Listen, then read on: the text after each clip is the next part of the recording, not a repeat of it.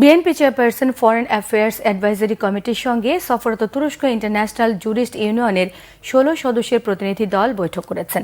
শুক্রবার বিকেলে বিএনপি চেয়ারপারসনের গুলশান কার্যালয়ে বৈঠক অনুষ্ঠিত হয়। বৈঠক শেষে দলের স্থায়ী কমিটি ও চেয়ারপারসন ফরেন অ্যাফেয়ার্স অ্যাডভাইজারি কমিটির সদস্য আমির খসরু মাহমুদ চৌধুরী জানান, প্রতিনিধি দলের সঙ্গে বাংলাদেশের বর্তমান বিচার ব্যবস্থা নিয়ে আলোচনা হয়েছে।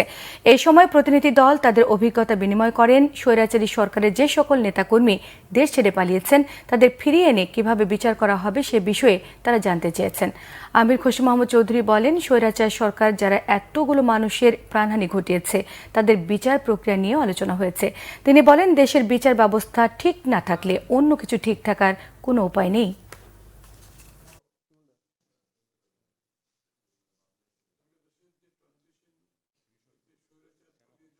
যারা এই স্বৈরাচারের সাথে একত্রতা দেখিয়ে একসাথে কাজ করে এতগুলো লোকের প্রাণহানি ঘটিয়েছে, অনেকটা টার্কিত হয়েছে। আপনারা জানেন আর্দোগানের পরে যে একটা বিশাল অংশ ওদের দেশের যারা চক্রান্তের সাথে জড়িত ছিল, আর আমাদের বেলায় যারা স্বৈরাচারের সাথে জড়িত ছিল।